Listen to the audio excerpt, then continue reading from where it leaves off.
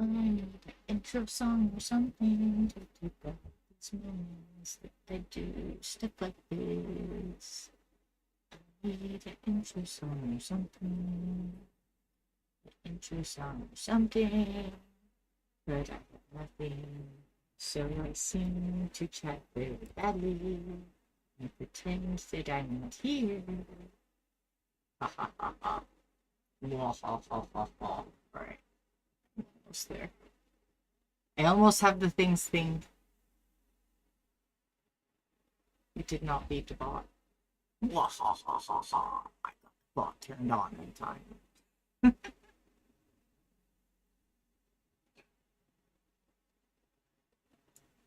Hello.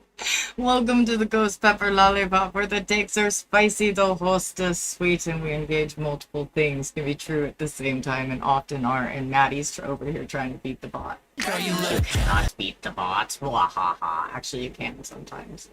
I don't mean to lie to you. You can sometimes, as has been proven by Maddie's attempts to beat the bot. Sometimes I forget to turn the bot on because the bot lives on my desktop.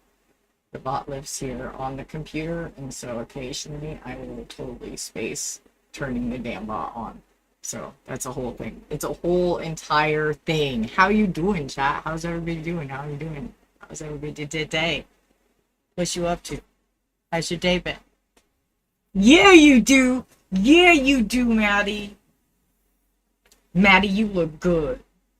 Chat, you look good. Girl, you look good. Envy, you look good. First day back at work. Oh, gravy. Well, hopefully it's a good first day back. A week off. That must be nice. I'm going to take a week off next week. Probably 2 weeks. Actually, I decided we're taking 2 weeks. Watch me come back after a week and be like, I couldn't take it, I needed you, or some silly shit like that. Because, well, I am a glutton. I'm a glutton. But I have a feeling it's going to take at least 2 weeks for my mouth to heal enough for me to be willing to talk for 4 to 5 hours. Score. Now that's the way to do it, Maddie. That's the way to do it. You get somebody to do all the hard stuff while you're gone. You come back. It's all, much easier, much more balanced for you. Let's go.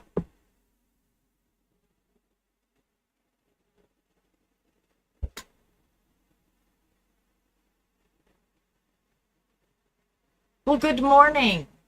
Good morning. I hope you are enjoying your unemployment time and ability to just sleep and wake whenever. Welcome to being an actual person. I hope you enjoy it. Welcome, welcome. Welcome to the being a person realm where you get to make all of these choices because you know you're a person.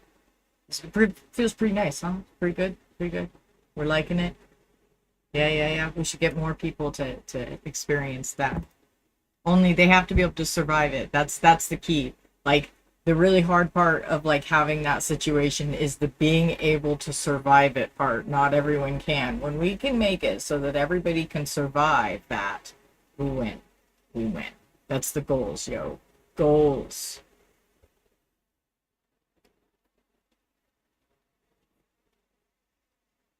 Goals, goals, goals. All right. Opportunities. Why do they need previews on every screen? I don't really need. What are you trying to yell at me about over here? The stream's bitrate is higher than recommended bitrate. Recommend your stream at a bitrate to what? I don't know what you're talking about. Really understand. I'm pretty sure that I have it already set at that on my thing. I don't know. Weird. I don't know. I don't love this dual stream thing either. Y'all, if you're on the vertical, you should just go over to the horizontal. It's so fucking much better. I'm trying to figure out why the one in my OBS won't connect separately so that it has a proper screen, because I fucking made one. I made a proper screen for you. Oh yeah, I did just discover that I have to take this thing off of the proper screen that I made. Oh my gravy, because I just remembered. Hang on. Holy, because I forgot. Get the vertical source. I found out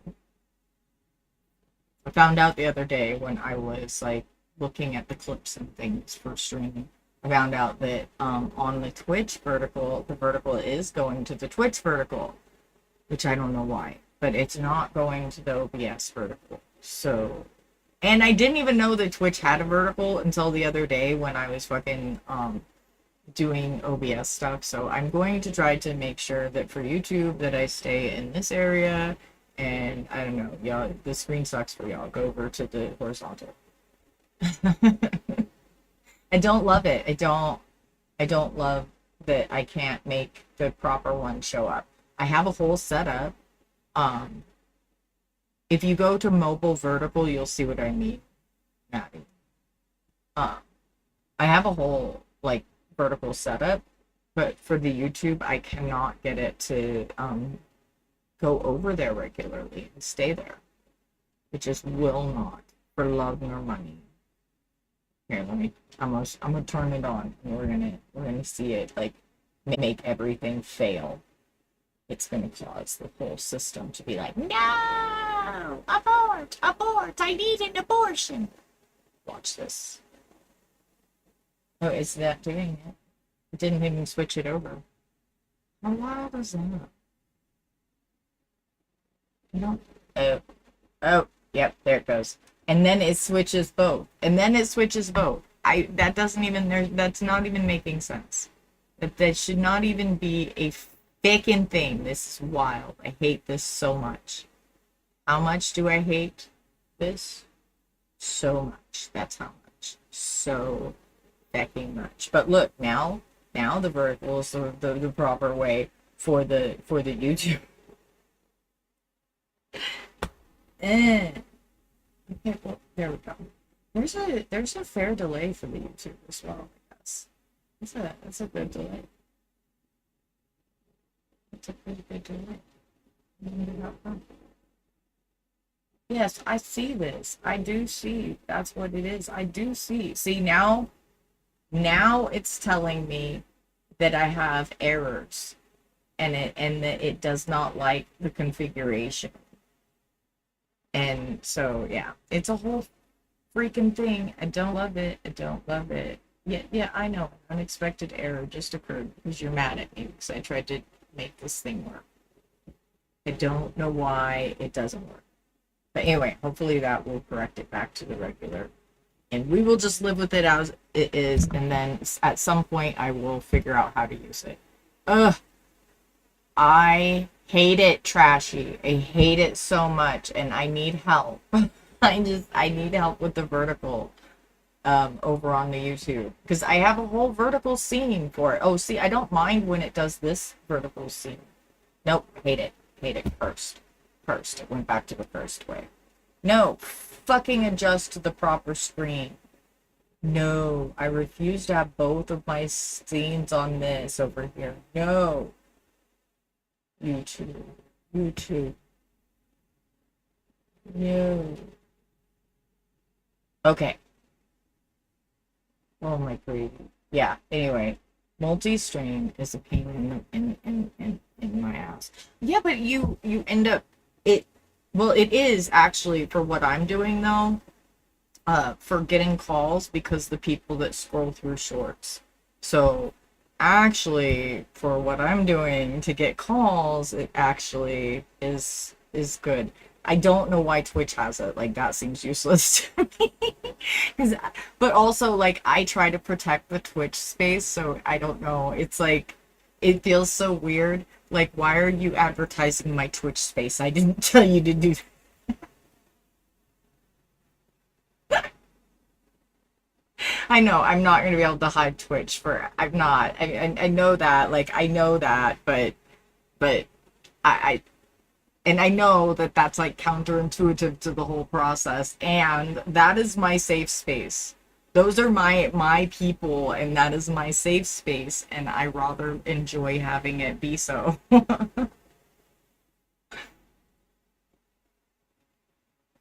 That's okay. We are quick with the ban over there. Like, if you don't honor the safety of the space, we're like, out you go. We might even kick you in the tuchus on the way out. It's happened. We aren't playing. So I am here to talk. I have some prompts. I also have some discussion points. So you don't have to be an op.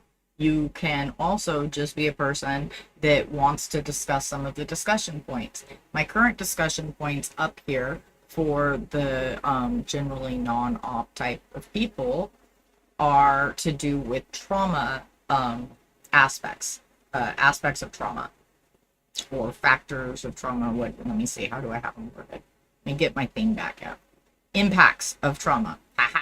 So the 7 impacts of trauma per the expert that we discussed last week is disconnection from self, disconnection from others, tainted view of the world, invisible pain and invisible wounds, cognitive development interruptions, shame-based view of self, and difficulty being present. So you can also discuss any of those topics, and those are generally for non-op, for non-ops, for friendlies. So we have the op caller list and the friendly caller list. I don't mind if you go from op to friendly. That's actually the best way because we're here to have a discussion. We have to fill the chasms and bridge the divides. That is how we survive.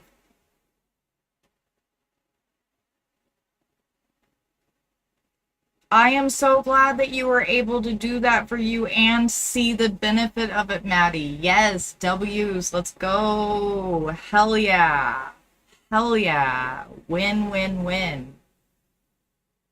That's awesome.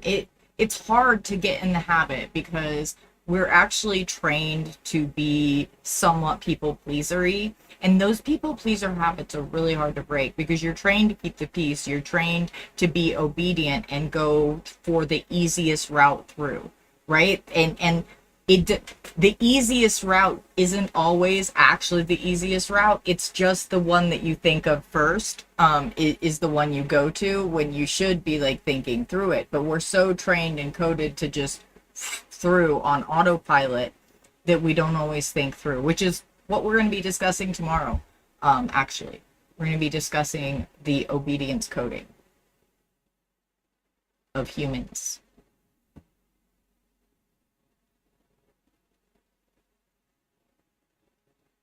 Same. And to an extent, that's what the society trains us all to do is self-abandon. Some of us, it is definitely more pronounced and definitely more expected and forward showing. And it is so powerful that you're able to say that now and say that and know what it means. That is enormous to changing that coding and rewiring that part of your brain that goes, oh, I don't matter. And you're rewiring it. You're doing that thing that rewires it to say, hey, I'm a person too. And that's fucking magical. And you are an excellent example, my friend. I'm so happy that you're having W's, and I'm glad that you feel like less bad this time. And it really is kind of just a practice and get used to asserting yourself as a person, and you just get more comfortable with it. It's fucking hard. I'm not gonna say that like these things that we have to learn to break out of these patterns are easy. It's really simple habits, like surprisingly simple habits, but it's not easy because we've been coded and trained our absolute entire lives to follow these patterns and like just kind of go along with the system. And because of that, we mix up like early coding with like human instinct and human what is it human nature, and it's actually not, it's coding. And so that's kind of what we're going to discuss tomorrow is like how, because like last week we looked at like some of the ways that abuse and the abuse coding affects a person physically, and this week we're going to be looking at like actually how people are trained and how, because they did some studies, and even the study they did that we're going to talk about tomorrow is pretty fucking unethical, but it's less unethical than what they could have done. But yeah, we're going to look at it tomorrow. Yes, so much effort and work the patriarchy did to get us willing to self-abandon so that a few men can have a lot of power. That's what it boils down to. And that's what's so fucking obnoxious about it is all men benefit from it, but some to such a small degree that it feels like nonsensical to uphold the system. And yet, because we're so social, we're such a social species and we actually need each other, that that self-preservation instinct becomes keep the peace instead of what we have to kind of train ourselves to do is think outside of the keep the peace box, because keeping the peace is going to eradicate our species. So instead of keeping the peace, we have to train ourselves to protect the species. And that means exactly what you're doing. And it seems ridiculous, but just the act of setting a personal boundary, the act of setting this healthy boundary and saying, I'm a person and my peace matters and I'm not going to engage in this, that is enormous. And it really seems like it should, when you think of the sheer size of and scale of this problem, that seems like ridiculous way to solve it. But through like going through this therapy and stuff that I've been through, it really, really is generally simple habits that you just ingrain in that make enormous changes that you couldn't have possibly anticipated. But that is what we're going to talk about tomorrow. It's going to be it's going to be a lot, but I think it's going to be I think it's going to be a really good conversation. I have so much information that I have not put in to my outline yet, but I'm almost done with my outline. I have pretty much all of the discussion stuff, but I'm still like playing it over in my head to make sure I know how to say it right.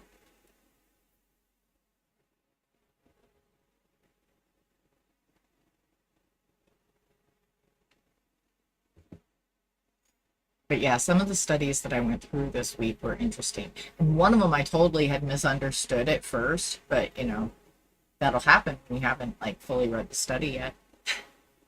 Hey, Carla, welcome in. Thank you so much for the resub. Holy.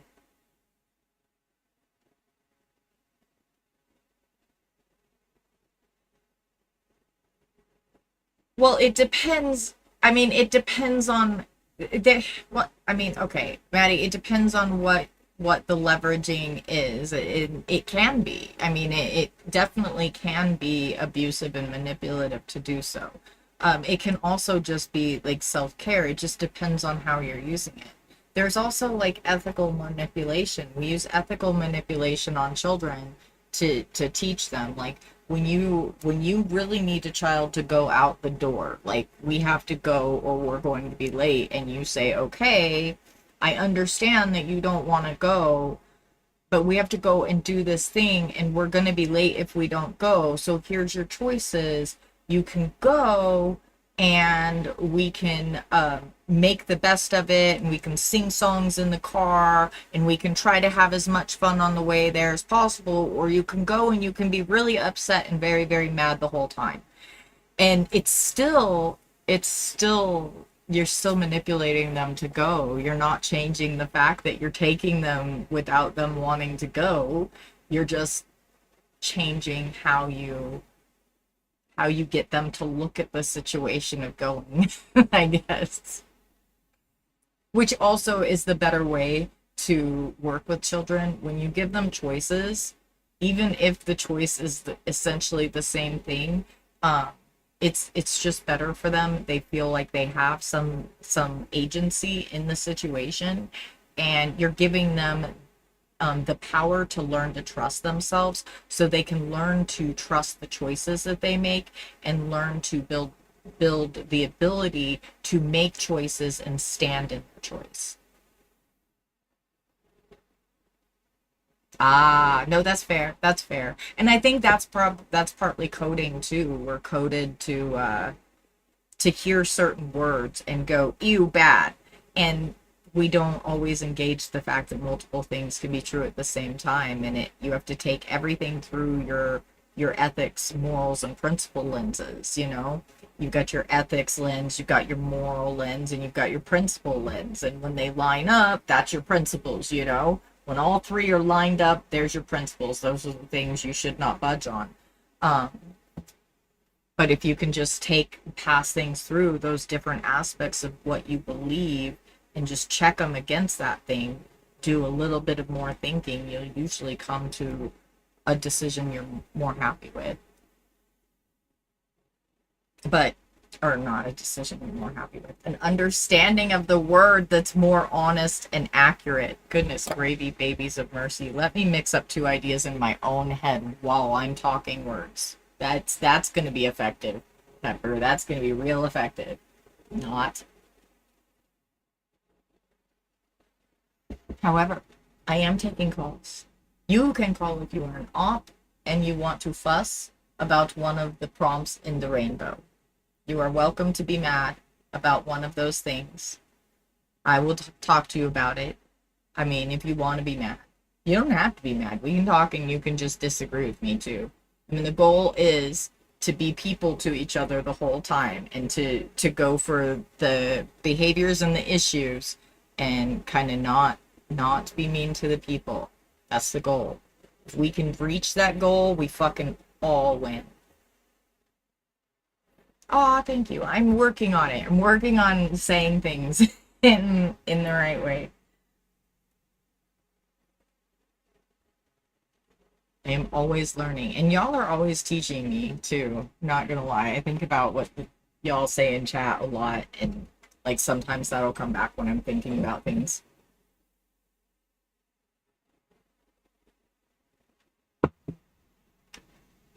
I wish we could have music. I could have music without y'all, but I would feel guilty for having music without y'all. And then I would just have the feel bads. There's still a temptation to do it. But I would have the guilt. I won't do it. I won't leave you out of the music. I want to though. I'm just telling you. If I start bopping around a little bit, you know that I just chose to abandon you all. And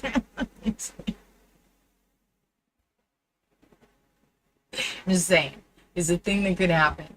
I'm a lot of ADHD, and sometimes these things do happen where I'm just like, okay, the quiet is too much, and I can't take it anymore. I think I'm there. I really do. I feel like the quiet is too much in my head. Oh wait, I had a thing. Oh wait, no. Oh wait, back the truck up. Back the truck up, Pepper. We have to go on a trip. Y'all, I saw the most cursed shit today, and I have to share it with you all. Because y'all are who I share really cursed shit with. And you know what? What better time than now, when we're at a call-in show, and we can give a person a reason to call in. Yeah, you do. Yeah, you do. You do look good. So let's do this. Let's have a discussion point pop up here on the screen. Show a thing. Saw something cursed today, y'all. And I'm going to share it with you now. This is the Born Again Atheist. I'm actually going to give y'all this whole fucking link because, well, if I'm going to show a creator, we have to give their link. That is how it works. You have to go like their video and things. Do all the things.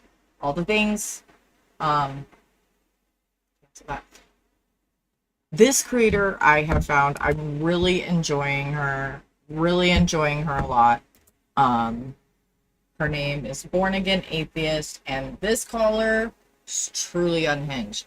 He displayed a lot of really textbook abuse tactics as well, but there were a few parts of what he was discussing that were just truly off the rails that I figured, if nothing else, we can use as sort of discussion points and stuff while we wait for callers. So let's go. Way out your nose. Breathe it. Imagine saying Yahweh through your nose without opening your mouth.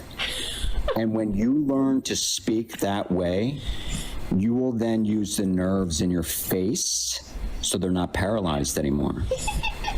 Because half of your face is paralyzed, young lady. Half of your face is paralyzed. So when I say I'm looking at your eyes, I'm actually looking at the skin underneath your eyes, and it's not moving properly because you don't using the muscles to say the name properly. So when I say you're a clown, you have a clown. So you're not using the muscles under your eyes properly to say God's name right. Because those muscles form when you say the name properly. And because you're a clown, you have a clown face. And until you take it seriously and grow those muscles underneath your eyes, above your cheeks, by saying his name properly through your nose, you will always have those fat cheeks underneath your eyes. And because you deny God, you are a denier. So he's saying that there are muscles under your eyes that unbelievers don't have, and that he can tell if you're a believer or not because you'll have those muscles, and having fat cheeks under your eyes means that you're not breathing God's name right. I'm just wondering, any of you other Christians have this belief? I'm curious how this actually works. Just is a phenomenon I'd never heard before today. It's getting real wild, and very textbook abuser. Insult, demean. I am doing all right. How are you? Allie? Had to lean in and see if that was an I or another L. Sorry. All right, let's see. I have another one. That wasn't even the most cursed thing on the list. That wasn't even the most cursed one. Wait. There's 4. I have 4 cursed things from this call. The whole call was cursed. If y'all want to be like, what the fuck? How does this human exist in the world? You can go watch the whole thing. I think you should, because she's really good at managing people, and he doesn't realize that he's being managed. He doesn't realize he's being made fun of, and the whole time he's using these abuse tactics and stuff, he was really getting off on it, and he doesn't understand that he's being played. But he's very abusive. It's quite toxic. I'm not even gonna lie. You've gotten your opportunity to destroy the house, because that's what you did. Daddy went away, you threw a house party, and you fucked this place up. You don't give a shit. It doesn't tell you how to circumcise the penis. You're supposed to peel it back. Yeah, out of the clear blue from I'm Big Brother telling you that you've fucked up and messed up the house and Daddy's about to come home. He goes from saying that he's the Big Brother that is here to tell you Daddy's coming home and he's pissed. He goes from that to immediately and you're improperly circumcising children, immediately out of the clear blue. Y'all heard that you're not supposed to. So I need you to understand that it is so sick. Man that has a circumcised penis is disconnected from God. Yes. Every single man, he says. Man that has a circumcised penis is disconnected from God. All of them. Yep, all of them. And this is what he wants to talk about repeatedly in this conversation, by the way. He even wants to, she will not allow him to, but he wants to give instructions on proper circumcision. And he does not like it when she brings out the part where God says to circumcise, but let's just not even go there. No, he's talking about literal circumcision. He wants to go into how you're just supposed to fold it back and let it anyway. What do you mean, bro? What? Nothing. Where are all the most circumcised men? Wait for it, though. Yo. You have nerves at the top of your penis, right? That's actually all he wants to talk about is penis. Christians, why is are you this saying a thing? bro? Because I'm literally saying you're mutilating children and you think this is a joke. Which, by the way, I mean, we shouldn't be mutilating children. That really, I mean, that part of it, I'm not in disagreement with. Like, I don't think we should be mutilating children. And like, this guy is wild. That one, and then and that one is wild just because he keeps coming out of the clear blue sky with a circumcision discussion in a God discussion. But here we go. Come on, guys, sets you, but So up you cannot here, swallow you're 3 times your vagus nerve. you're complimenting Jay's. Yeah, he says if you cannot swallow 3 times in a row on one breath, then your vagus nerve is broken. He keeps telling her jaw is broken, her neck is broken, all these things about her are broken, and that they can only be healed by saying God's name right when she breathes. It's wild call, y'all. It's wild. Like, it's wild. Bell's lips. You're talking about a bunch of dudes' weenies, and you're talking about how hard you can swallow. Well, I'm what talking about the fuck little are we because supposed to do with that circumcision is a crime information? against God. Like, they're Yes. literally mutilating What children, cutting penises off. So, like, And here he goes, right back to cutting penises off, to mutilating children. Immediately back from, you have to be like, your vagus nerve is broken if you can't swallow 3 times in one breath, to, well, you're mutilating children. I'm gonna talk about like little dudes' penises because like literally y'all are sick. Like, Did he just I'm gonna talk about little dudes' penises because y'all are sick. say that in the same sentence? He did. He said that. sure he did. You're sick did. because you support it. I don't support it. You're sick because you support it. you just. That's why I talk about it. 'Cause you I mean, support there's it. I did agree that we have to have that discussion, but why are we having that discussion like now? Why is it just like I don't understand the relation?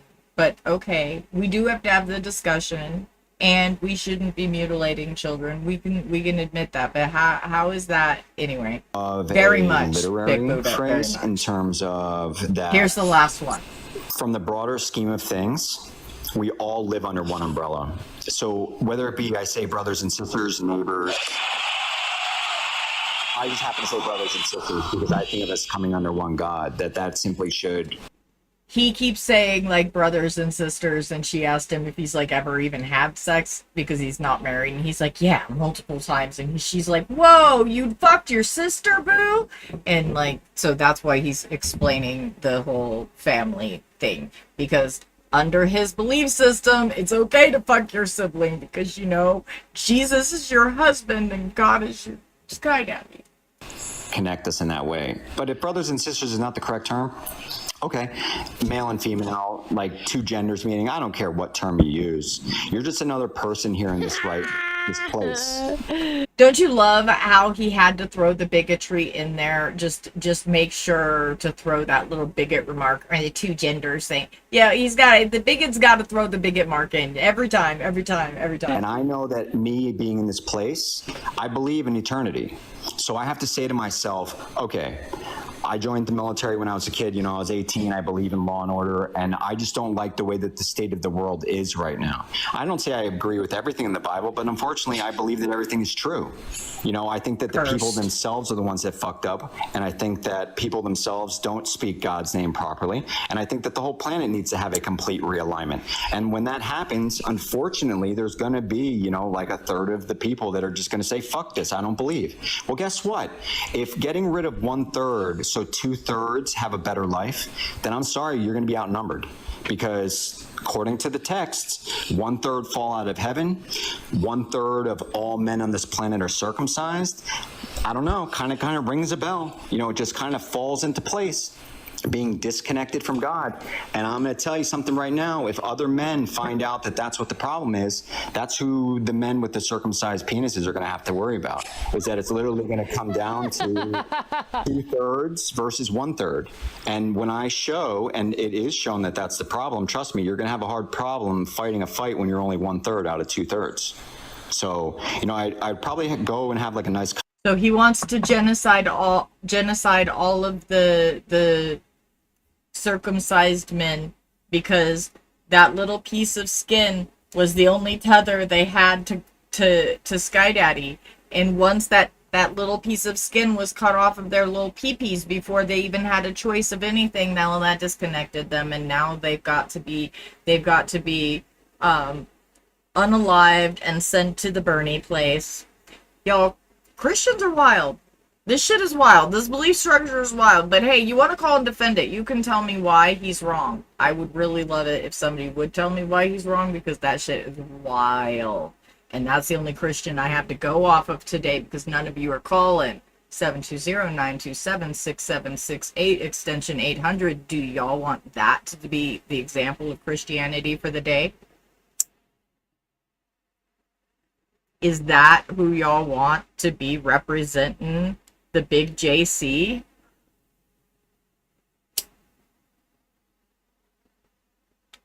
I'm not sure the big JC wants that guy representing him. I don't think he's got a choice, because he ain't coming down here and saying nothing about it. But that guy's representing y'all and the big JC today. That's the guy. That's the guy. Foreskin guy. He's the one. He's the one. Foreskin guy. He's the one representing y'all today. Hang on. Hang on. Just in case, like, it wasn't clear, like, quite how cursed Foreskin guy is, we're going to go back, like, 2 minutes. All right, Christians, I really want you to tune in this time to Foreskin Guy and tell me if this is who you want representing you. If not, you can call in 720-927-6768, extension 800. Let's go. Here you go. Do you want to be represented by Foreskin Guy? Is there something else Listen to this and ask yourself thus. about God that just, I hate to say tickles your fancy, but is there anything else that makes you happy about God other than weenies? The weenie thing is crazy. Here's the thing. I think at the end of the day, we are all just brothers and sisters here, right? Like, that's all it is. And I think that this is no different than us meeting at a mall, running into each other, having a conversation. Are you married? I think. No, I'm not. Have you ever been with a woman? Yes, I have many times. So, like intimate? Yes, intimately. Okay, so you were intimate with your sister?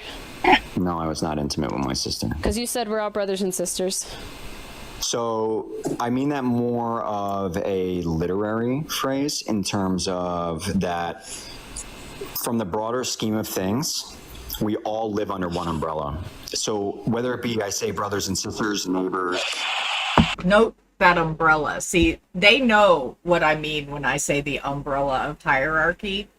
And they know deep down that umbrella of hierarchy requires obedience and gives zero fucks about free will. Actually, if you practice free will, you will go to the Bernie place. You actually don't have free will. You have the illusion of free will, because if you actually practice free will, he will punish you. So remember, he gives you free will, and that's so great. But if you practice it, you get burned up and other absurd, awful things, like maybe possibly being turned to a pillar of salt.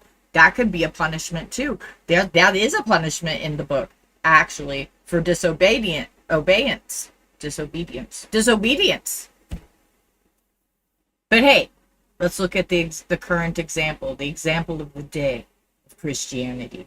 Christians, if you can set a better example than this guy right here, this one right here, over here, this one that's calling her, I mean, she's awesome, but the guy on the call with her, problematic. So if you is a better representative of Christianity than this the caller, you should tell me. I think that this is the representative of Christianity for the day, unless somebody else decides they want to represent Christianity better. I could go back to some of the more cursed shit that he was saying, which I should. I think of us coming under one God, that simply should connect us in that way. But if brothers and sisters is not the correct term, okay, male and female, like two genders meaning, I don't care what term you use. You're just another person here in bigots. All gender critical people are bigots. All people that think there are only two genders are bigots. And you just deny actual science and actual information so that you can hold on to your bigotry. Because you're biggity little bigots. Because there ain't no love like Christian hate. right this place. And I know that me being in this place, I believe in eternity. So I have to say to myself, okay, I joined the military when I was a kid. You know, I was 18. I believe in law and order, and I just don't like the way that the state of the world is right now. I don't say I agree with everything in the Bible, but unfortunately, I believe that everything is true. You know, I think that the people themselves. He believes that everything is true. I really want to talk about some of those contradictions. Like, I mean, we should really discuss some of those contradictions. Like, if everything is true, like, how can a thing be true and then not true? I'm just wondering. I'm asking for everybody that wonders the same thing. Are the ones that fucked up, and I think. Hey, Twitchies, you beautiful lovelies, you have incoming ass. It's going to be assalicious for at least 3 minutes, and it's going to be assalicious very soon. It's going to be very soon that it's assalicious. In about 3 minutes, it's going to get all assalicious up in there and be assalicious for about 3 minutes. So just so you know, I'm letting you know. The assaliciousness is on its way to visit you. And I think now I may have fixed the bot so it will be botting properly. I apologize if y'all haven't been hearing the bot properly. Let me check something. Holy, I think I'm hearing it, but y'all might not be hearing it. Did that? Hang on. I think I meant here. So I can check to see if it's doing the thing. Okay, there it is. Woohoo! I fixed it. It works now.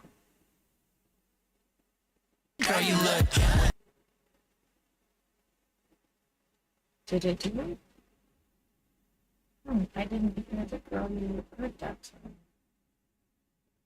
time. Hang on. I'm having an issue with my thing. We will never run, 'cause we love more than we scared of your guns. Alright, that one works. Why isn't this one working?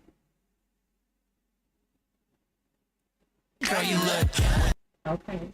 Oh, okay, I saw it because it's connected to the video. Okay, we got it. It is working. Woohoo. I was doing it the wrong. I was looking for the wrong thing on there. I thought I had just an audio of it as well. Apparently, I thought wrong. Oh wait, no, I do. I do have just an audio of it, but it's over here. I keep forgetting that we have this fancy fucking little soundboard. Keep forgetting about it. Really do. It's really quite fantastic. I need to remember that I have it.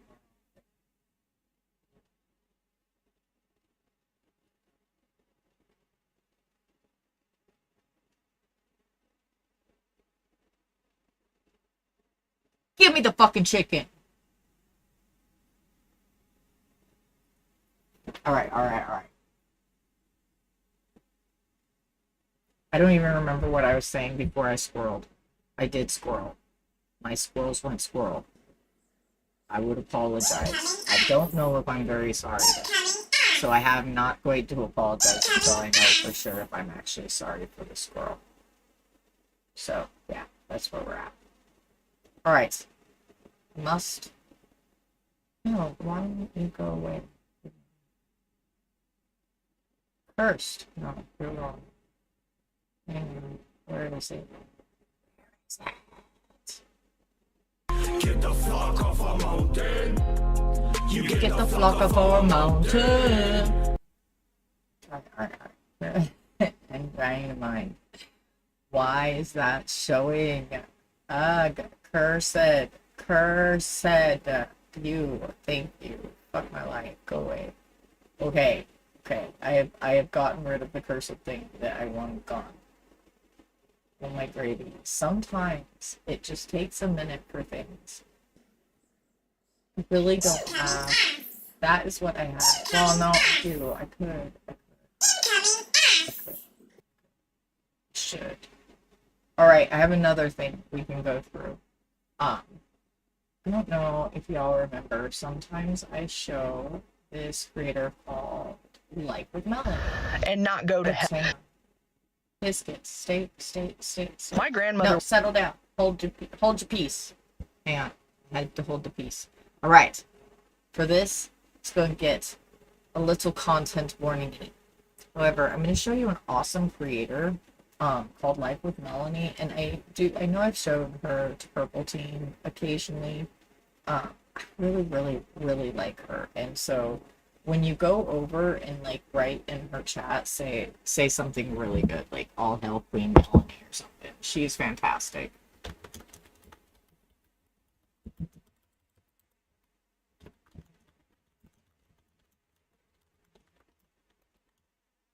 All right. But say something good to her and make her chat go burr, because you know that really helps the algorithm. So please, when I give you this link, go make her chat go burr. And while we await a call, we are gonna look at what the fuck does your grandma think? What did your grandma actually think about your grandpa? Was your grandma happy that she married your grandpa? Do you think that our grandmothers actually liked our grandfathers? I can assure you that mine did not. My grandfather, as much as I loved him, was a rapist. He raped my grandmother regularly, sometimes violent. And this video proves that that really is the reality for many of our grandmothers, if not most of our grandmothers. That is the truth about it. So whenever men sit there and do that nostalgia trip, that whole like it used to be back when women were you know, back when they were abused, when they didn't have a choice, when they weren't allowed to talk back, or they might be beaten so long as it's not something bigger than their thumb. But let's look. Was groomed to believe that her whole purpose on earth was to have children until her body gave out, until she either died in childbirth or she made it to menopause. Sometimes abused people do become reactively abusive and abusers. How many children did she have? Because that is usually the telltale sign. No woman wants 12 children. No woman wants to do that. That is the most unimaginably awful experience and painful beyond all reason. Her whole purpose was to bear children. See? So she had 8. She wasn't allowed to say, no, I don't want to have sex. She wasn't permitted that. And marital rape was legal until like 1998. Yeah. 1998. That's when they decided you could actually say that your husband raped you. Otherwise, you weren't allowed to say it. Because you weren't allowed to say no. Because he was your husband, he had the right to you. So it didn't matter if he wanted to hold you down or tie you down. So see, I'm not sure. Like, I would definitely say, like, any abuse on any side is bad, and we definitely have to call out grandma's abuse as well, yes. And we also have to look at, was there something that she was fighting back against? Was she being emotionally abusive to him because he was raping her and she couldn't tell anybody? Well, could that have been what was happening? Because most of those women wouldn't have called it rape. They would have called it doing their duty. In fact, I was told to do my duty. I was told when he cheated that it was my fault because I wasn't doing my duty. So, I don't know. And yes, we have to call out both. And you may be right, Maddie. It may have just been that she was an abusive person. That's possible. But the statistics and everything, I don't know. See, I would have told you that my grandfather was kind and loving. The way that he treated me, he was amazing to me. I never saw an awful thing in his. He was the kindest person. But he raped my grandmother violently. He abused every one of my aunts and uncles. He abused my mother. And he probably SA'd at least one of my aunts. So, you know, what was normalized for our grandmothers is completely different than us. And if your dad is problematic, then he was probably problematic as well. And it's just they behave differently for us. They want their legacy to be seen different. And a lot of this cycle of abuse from our elders, silent generation, greatest generation, boomers and stuff, they were taught the neo-lib decorum thing. That they were taught basically to speak about it was the problem. Doing it was bad, but talking about it was worse. That's kind of what they were taught. And so, and they got, a lot of these men would go out and they're the church deacons and stuff, and they're going home and beating the fuck out of our grandmothers. And it was, they were able to paint themselves as the most amazing top members of society while they were doing awful, awful things to our grandmas. And because the average awful guy looks like the average grandpa, the average dad. My stepdad was pretty good at convincing people he was a good guy. He had a lot of charisma. People enjoyed him. They thought he was funny and stuff. And you probably wouldn't have believed me, probably would have blamed me for what he did. When my head would get busted open by the butt of a gun or him throwing me into something, that was my fault. I was clumsy. So the way that this system has built itself to paint and whitewash these crimes has to be questioned at every turn. And until we talk to the actual grandma, where the grandma is free to say and is on the path of healing, we won't actually know. I know my grandfather was, because my grandmother did tell me. I know that my grandmother can't handle certain people in her life because we remind her of all of that pain. We remind her of the horror that she had to live through and the horrors that she had to do in order to survive the horrors she was living through. So, like, my grandmother can't handle me too much because I remind her of that. I look like her mom. And I remind her of all of those things. So, you have to, like, we have to always take that into account. And, like, nobody had said those things to me. Like, my mom had told me my grandfather was abusive, like, physically abusive, but, like, my mind didn't, like, connect those dots, like, all of those dots. Like, I hadn't made those connections, and my grandmother told me what he did to her, and then that was heinous. That was awful. Does it stop me from loving my grandfather? No, not an inch. He was every inch of him was good to me that I saw. I did not have the same experience of him, with him, or anything. And I would want him held accountable for what he did to my grandmother and my mother and my aunts and etc. And I still had a different experience with him, and I still love him. So, I mean, multiple things can be true at the same time and often are, y'all.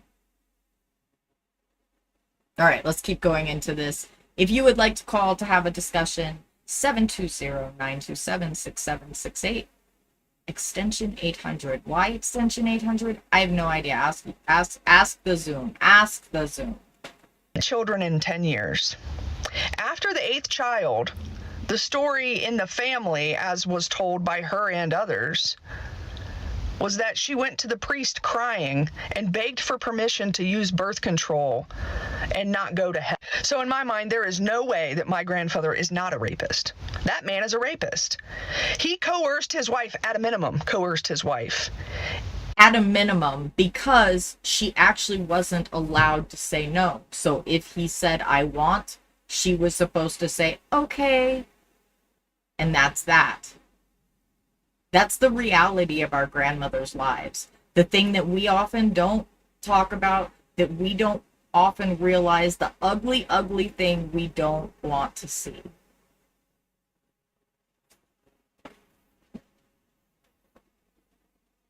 That's awesome. And maybe he was a cycle breaker, Maddie. And you know that there had to be cycle breaker men. You know there were. Otherwise, women would have no rights at all. So maybe he was one of the cycle breakers. And like, I fucking love that if he was. I fucking love that for you. I love that for your whole family if he was one of the cycle breakers, because that's what we're trying to do right now. You know, we're trying to give y'all the power and the control to be cycle breakers, to decide that this can go on no more. You will not be a person that is known for this or held to this standard. You will make sure that when we say all men, you're not the one we're talking about.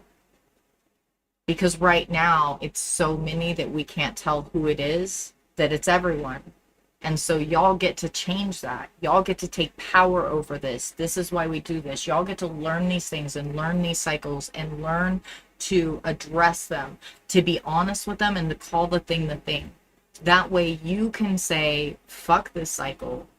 They don't get to abuse others through me. And that causes you to abuse yourself, by the way, and you get to say, no more of this. I'm not going to abuse others for this cycle, and I'm certainly not going to fucking abuse myself for this fucking cycle. And you will stop abandoning yourself, and you will start treating yourself like a person. And women, you have to learn this too. Women are big on the self-abandonment as well. It's just we're taught to abandon self in different ways. So note how you're taught to abandon self. Men, what are you saying no to that you should be saying yes to? And what are you saying yes to that you should be saying no to? Remember those questions that we were looking at with Dr. Amati? Ask yourself those things. So if you get, like, let's say something fucking absolutely delightfully adorable happens and you want to giggle, do you let yourself giggle? Flash question, do you let yourself giggle? If the answer is no, then that might be one of the things you need to say yes to. You might need to let that kind of joy bubble up in you so that you can have that release. Because laughing, like crying, is a stress relief. That's why people nervous laugh. That's why when my partner gets really hurt, she fucking laughs. And it's a disturbing laugh, but she is laughing, like laughing.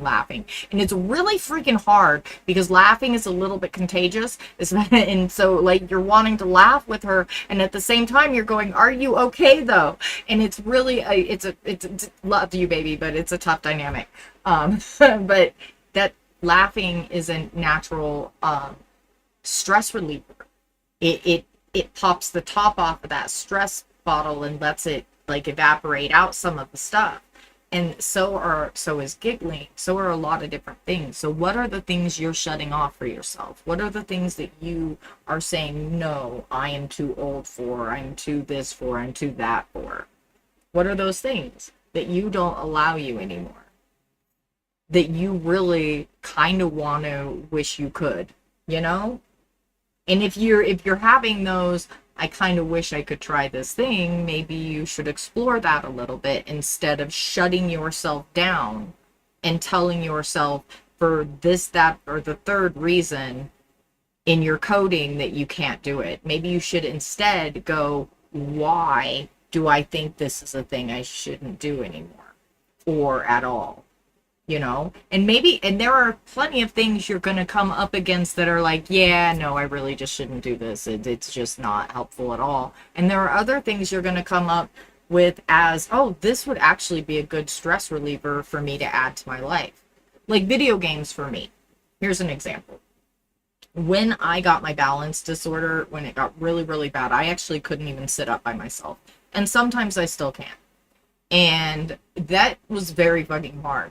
Video games for me had always been like a toy that boys played with or whatever, and that I wasn't really allowed to, and I'd never really gotten into it. I played with my brother before he was murdered. That was a thing that we did together, but other than that, I really didn't play video games. It wasn't a thing I really did. And when I got really sick one of the things that the vestibular therapist, because I hated the fucking abacus beads, because one of the things they do for vestibular rehab are these freaking abacus beads that you move and you watch them and change your eye movements. Vestibular therapy is a bunch of eye movement things. Like, there's a bunch of things on my walls that I can look at to help me stay upright and stay balanced and things. And that's the same way with, like, the beads and stuff. Well, my therapist wanted to try video games. And I'd never thought video games were fucking anything that, like, I should be playing as a whole adult parent typed person. Like, what are you talking about? But I tried it because, well, I wanted to be able to sit up and stuff, and it was a good idea, and it works.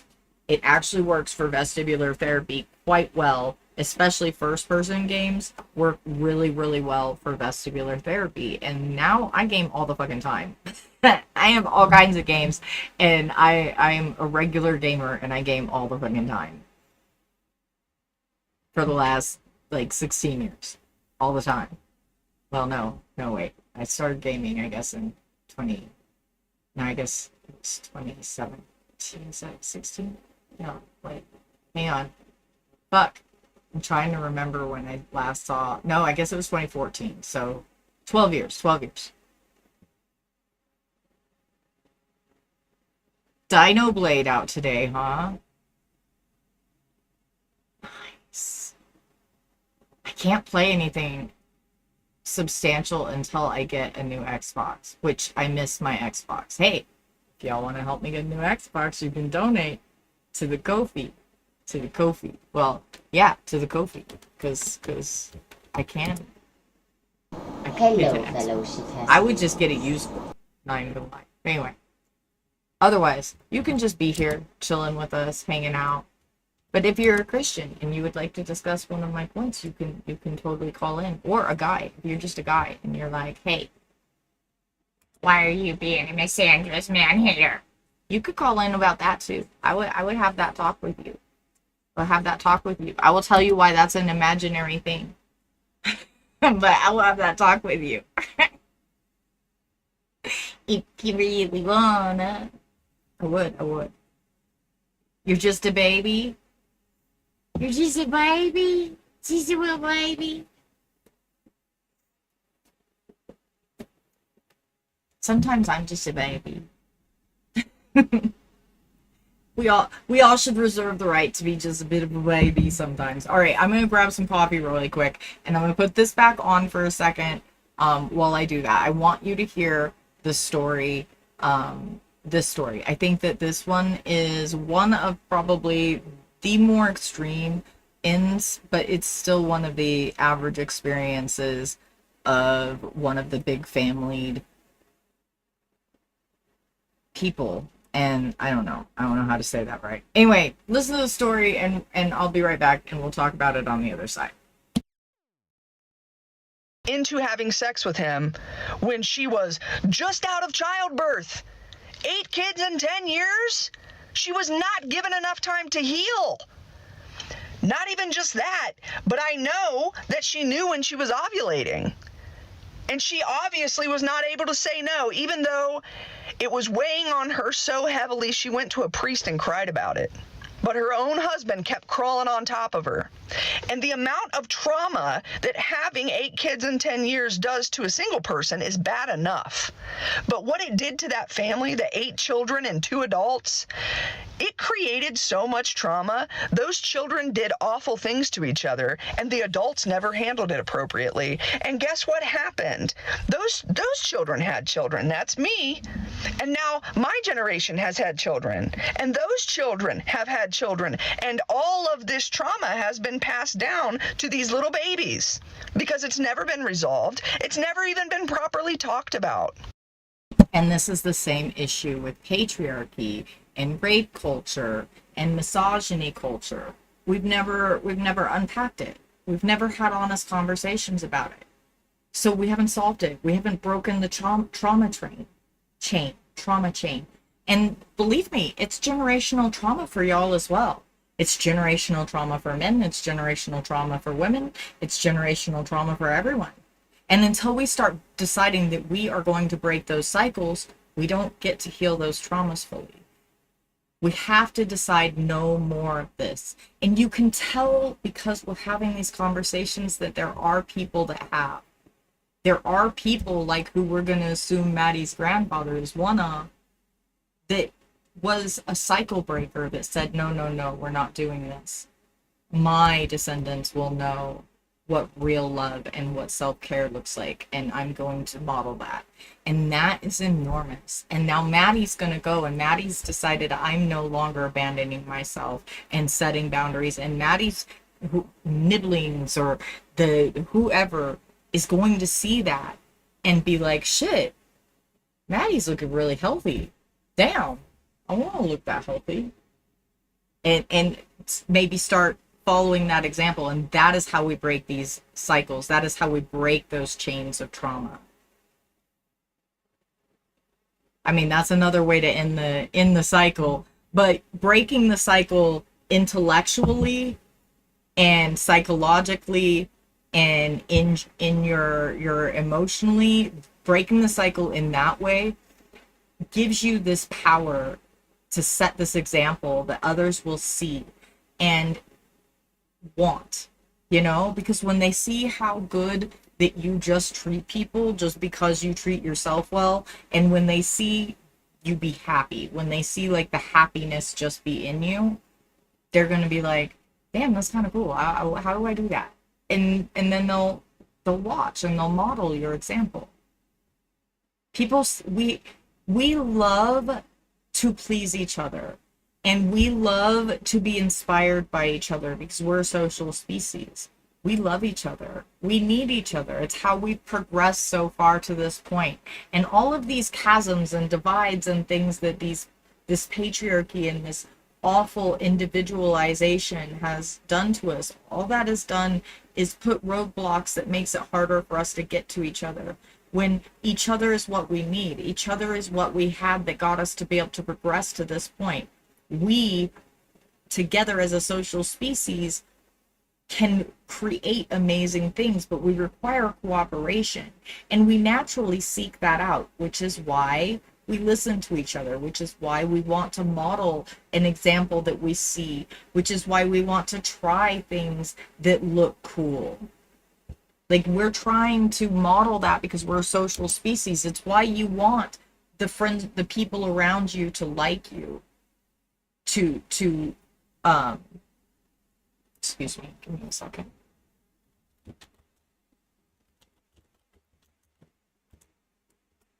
It's why you seek out people that are like you, that share interests with you. It's why you seek out a partnership, because we need people, we need each other. It's why we seek out friends. And it's why when we collaborate, we succeed at progressing and making magical things happen. I mean, look at us having this conversation. Not all of you are in my town. You ain't sitting in my living room. You're in this magical web of lines that allows us to communicate. And that happened because we came together and decided that, hey, we're a social species. We want to hang out more, and we want to be able to hang out with people that are further away from us. Yes, you can help your friends in their cycles too. And that is an amazing thing for you to say there, because that is fucking beautiful. I love that. Yes. Ending those cycles it's simple, like habits and simple tools and things, but it's hard. It's painful. And like some of the realizations, like when you have to admit and accept certain things, it hurts. It's painful. And I think that being afraid of what those things look like on the other side is also pretty natural, because we don't necessarily love change. Change can be kind of scary, especially when you're coded in this system. And you're worth that effort, and you're worth seeing what's on the other side of those cycles.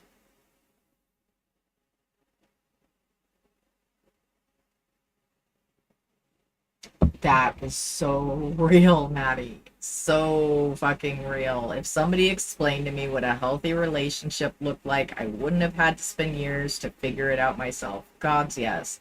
I never had one modeled like before now. And apparently, like, my offspring likes our example, but that we have now. But I never knew, and it took a long time, and it took me not abandoning myself anymore and saying, here is like how we have to handle things. And so, like, we don't argue or fight. Like, we discuss the problem. We don't say names or say mean things or anything. This is the thing that's a problem, and this is why. And then we move forward. And that's that. It's done. We don't bring it back to each other. We don't, but you last week or you 4 months, we don't do that either. It's the thing that we have an issue with. We discuss it, and then it's gone. It's done. Yes, Disney does only set bad examples, but they're trying to uphold the system. They're trying to perpetuate the system. They want to romanticize the monster. That's why you have so many examples of bad masculine behavior in Disney movies. They're trying to romanticize the monster. That way they can train little girls to accept men as bad people that don't have to change that.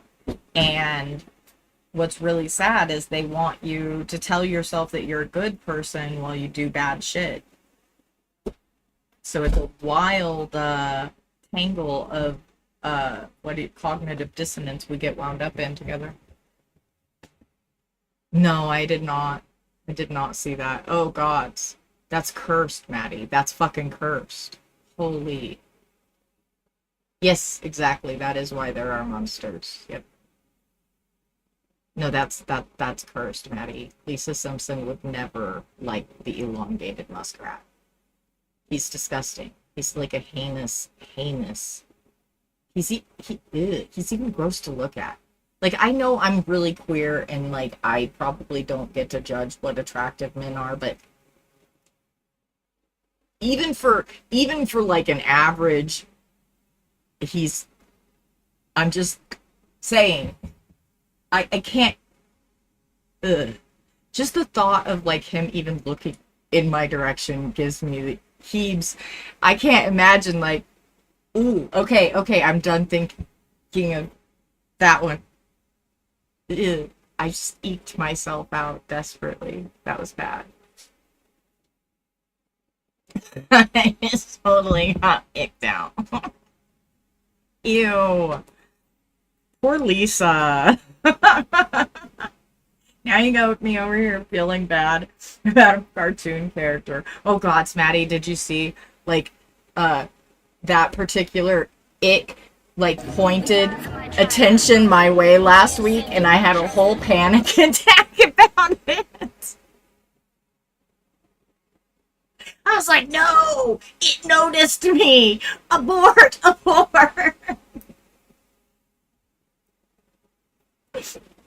I know. Like, the whole time I was convincing his favorite child that he was an abuser, that he was being abused and forcefully made to forget things, and, like, he didn't notice that whole time. Just put the bot behind a fucking paywall to keep me from getting at it. But now he follows me. Now what the hell is wrong with you, you fucking heathen? Go away. Or send me much money, and I will spank you regularly, verbally, of course, because just yuck.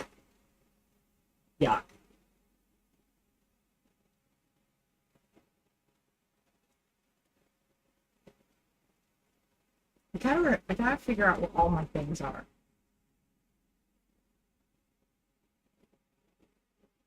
I know, yuck, right? Just yuck. But hey, if you want to pay me, I got you. I will be your verbal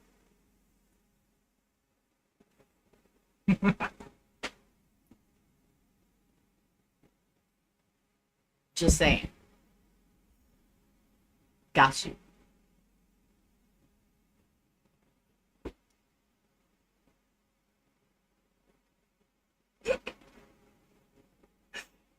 All right. We're going back to this. Dang it. Oh no, I didn't mean to do that. Cursed. Okay, The way that they are today. no, biscuits. I did it wrong. Fuck my life. I didn't mean to. Hang on. That woman did. No. Not very well. It created so much trauma. Those children did awful things to each other. Oh yeah, we're just past this. Okay. Imagine we do not get along. I don't get along with my sibling either. We did awful things to each other as well. And I do mean we did awful things to each other. I mean, she's pretty awful still, and still likes to do awful things. Because she's never grown out of it and hasn't addressed any of that shit within herself. But yeah, we did awful things to each other. I guess the point of And I mean, her father really liked to watch that shit too, like to be entertained by it. So it got pretty fucking cursed. It got pretty fucking cursed. this video, I don't actually know the point of this video. I was driving home from work and I was so mad thinking about this. The point of this video is to purge the stress bottle, is my guess. That would be my guess. And thank you for like sharing this, even though that's fucking hard. And that's hard. That's brutal. And this is how we break those cycles, as we share this information. We talk honestly about it. Hello, Roz. Thank you so much for being here. How are you doing today? And thinking, because this situation, by the way, is not unique. This has happened to countless women, Facts. especially Catholic women. Oh yeah. My dad's mom was the tiniest woman. She was like 5'3", tiniest woman. 13 children. 13. Yeah, no, 13. The Catholic women, any Christian-based religion, be fruitful and And the grandmother that told me about my grandfather, the grandfather that was good to me, that was my mom's grandma. 6 kids.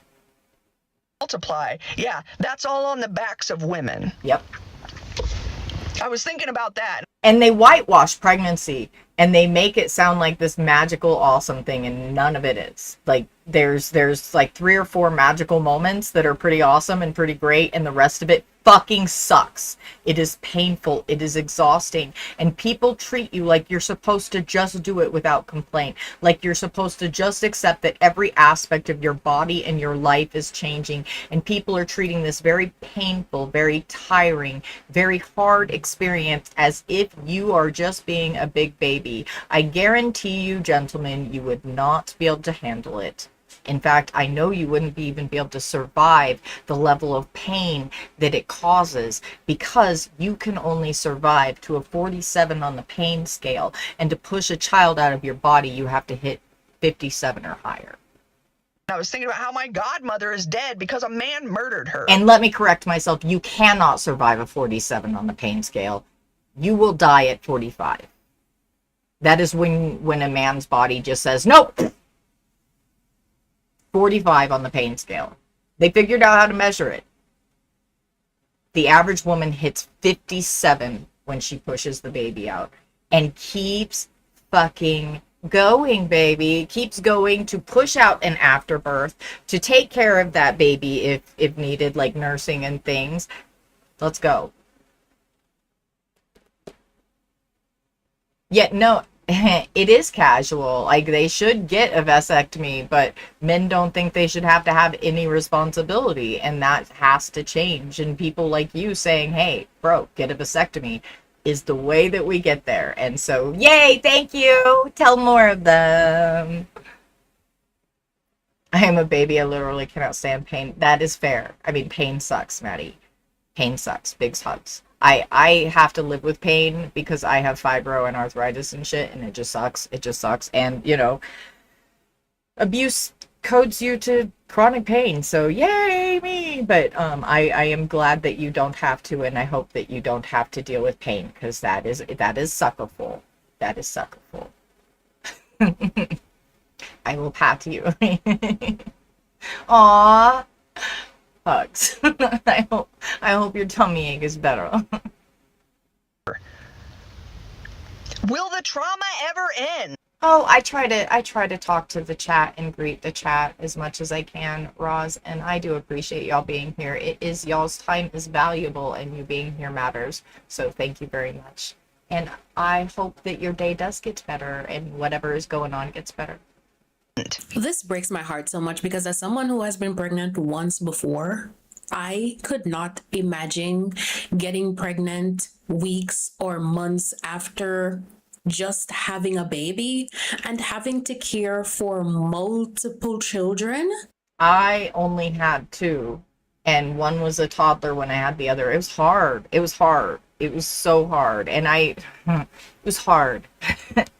And their pregnancy is miserable. It's miserable and it's hard and it's painful. And I almost died both times from completely normal things. And you know what they call it when you hemorrhage during childbirth? Y'all ready for your heads to explode? You ready for this? You ready for what they call it when you hemorrhage during childbirth? For when you hear the blood pouring out of your body like somebody turned a faucet on and it's overflowing. Do you want to know what they call that on your medical record? They call it a misadventure.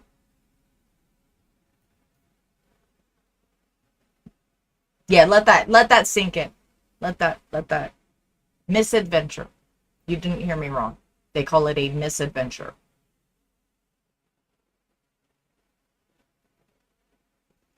When you listen to your life pouring out of you, the doctors are like, you're having a misadventure. Yep. Yep, that's what they call it. Want me to go get my partner? She's read the file thing.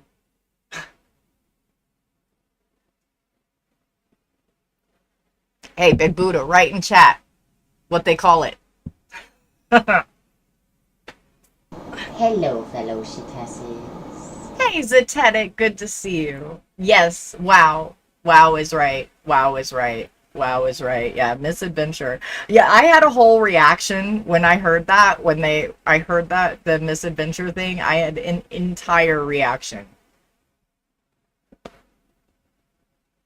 You know, really though, exactly, Roz, been on many misadventures in my high school and early 20s, but none of them involved heavy bleeding. Yeah, exactly. A misadventure is when you like turn at the wrong sign and get a flat tire. That's a freaking misadventure. What do they call it?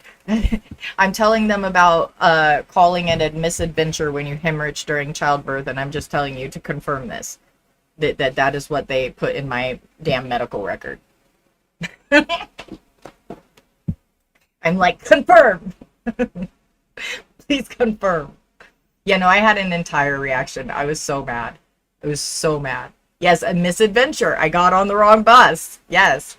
Yeah, no. Listening to your life pour out of your body. That is called a misadventure during childbirth. Yes, this is what they call it. Yep. That is how cursed it is. That is the cursed point at which we are at. Okay, let me move forward, because that is not the last grandma story we have. Also, go follow Melanie. I'm gonna give you this link again, because Melanie is fucking awesome, and she makes these compilations of videos, and then she has amazing takes, like the one that we just heard. She's very, very great creator. She's good. Go follow her. Give her all the love. Gas her up and tell her she is awesome. Seriously though, go in her comments and gas her up, because that helps the content creators account algorithm go brrrr. You don't know how I want to tell him. And I'm not gonna lie to you, the Melanie is putting compilations of some of the worst things together sometimes. Like she's looking at like abuse and different things. And so really she's putting in enormous emotional labor. There's an enormous amount of invisible emotional labor that she's putting in to make these compilations and talk about them. So please do. I'm serious. Go gas her up. He had mom's. I woke up one night and he had mom's spread on the bathroom floor. I don't know if he was shaving her or exactly what, but she was laying there naked with her legs stretched out.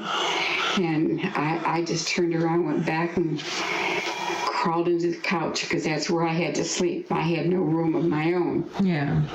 I mean, I've been through it all. Yeah.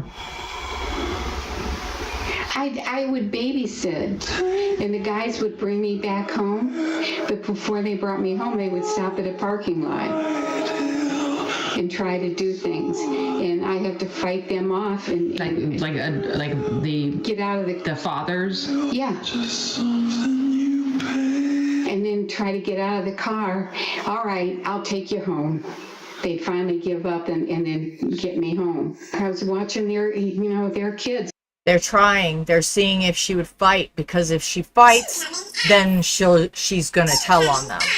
But if she doesn't fight, or if at a certain point she stops fighting, chances are she's not gonna tell anybody, and he can get away with it. Yeah, that's completely normal. I know that experience too. Well, they went to a movie or something. And Did you ever tell your mom? never told anybody. Because who was there to... Who's there to tell, and who's going to believe you? In this system, with rape culture the way it is, who's going to believe you? The first thing they ask you is, what were you wearing? What were you doing? What did you say to make him think that was okay? tell at that time? Yeah. They weren't enforcing that kind of stuff. Well, that and like who would believe you type of thing too. You know what I mean? Yeah. If I ever told you about going to work at the dental office one morning, a guy pulls up next to me as I'm walking up the street, and he's sitting there jacking himself off. Jesus.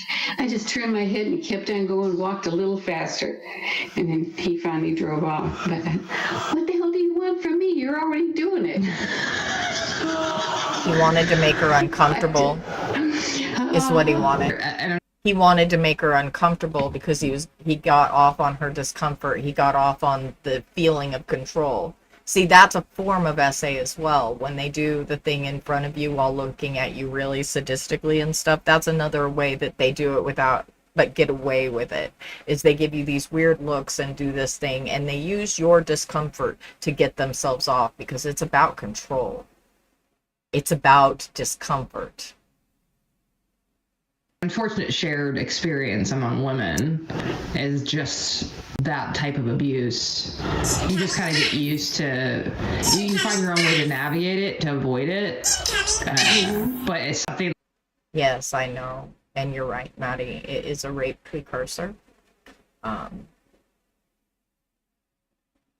It is, and they will definitely get bored with it, and just, yeah.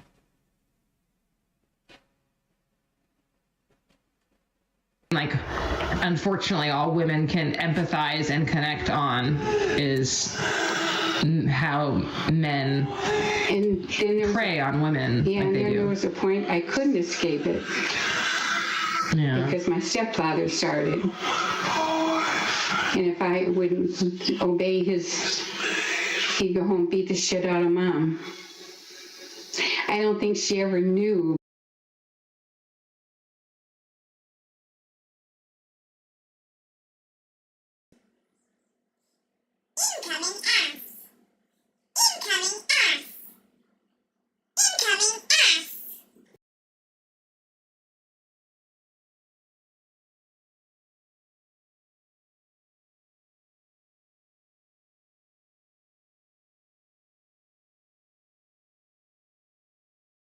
What is going on with my mic? Okay, I fixed it.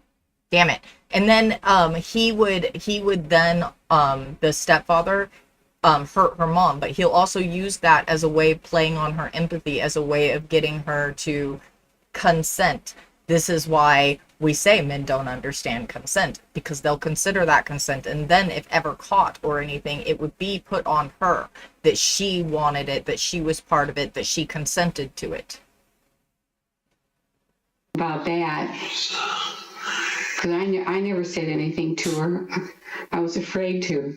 I cannot say enough how hurt. How do we make them regret doing it, Maddie? How? in this world. How? And because of the way it's set up to not believe us and to believe them, and if by chance somebody like Lorena Bobbitt does something and makes them regret it, what happens? What happened to her?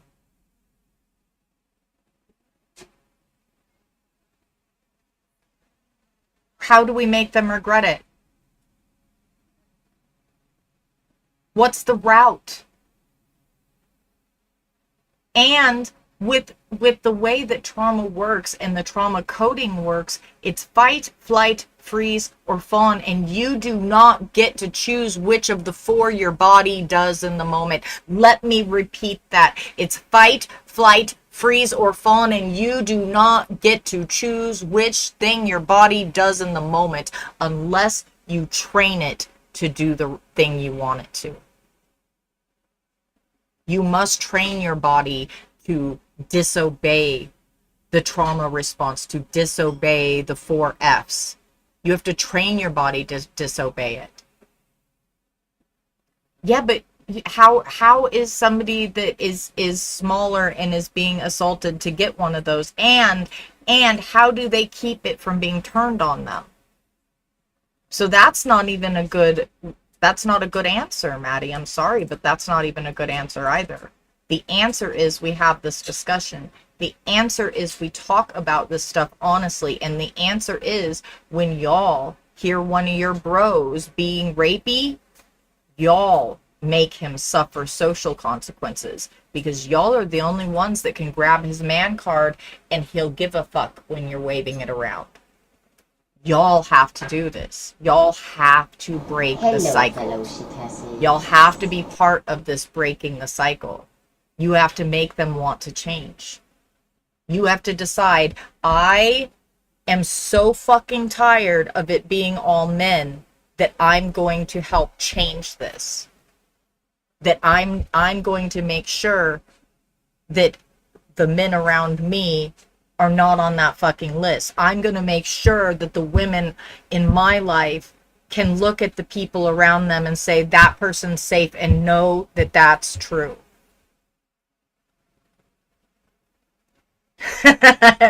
Oh, my love. Hello, Crow. How are you doing? I love you.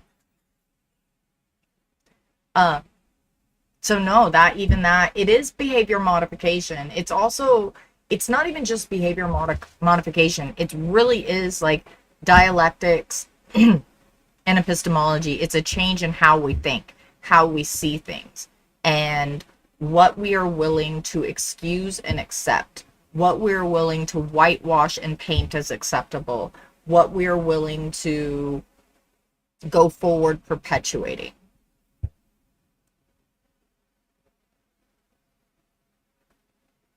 What I thought was kind of odd about the whole, by the way, apparently we're having a squirrel, about the Andrew Tate in solitary thing is, number one, you can't tweet when you're in solitary. So, I mean, I don't know if I even believe he's in solitary because that came from his account. And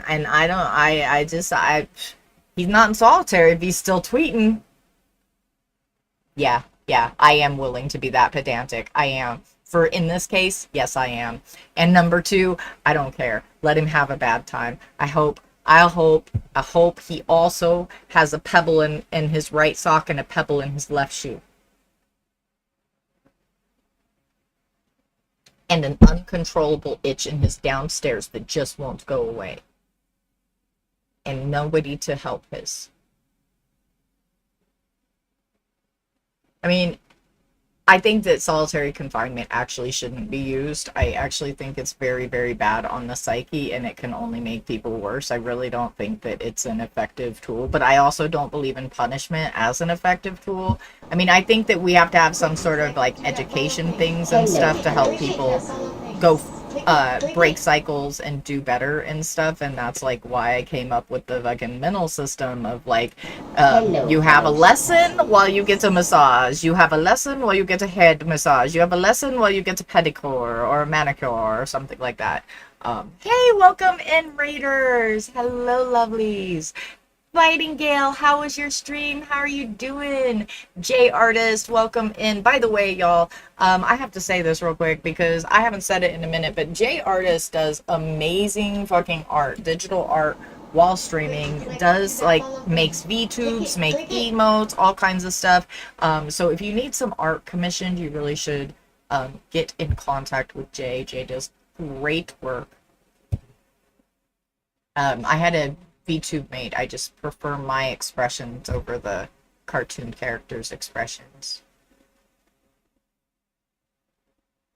Oh, I know it's somebody. I know it's somebody on his team, Crow. I know it is. I just refuse to acknowledge that it is.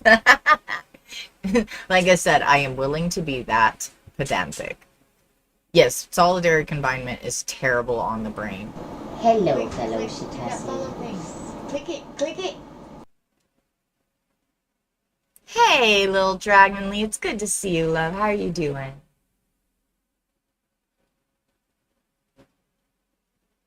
Well,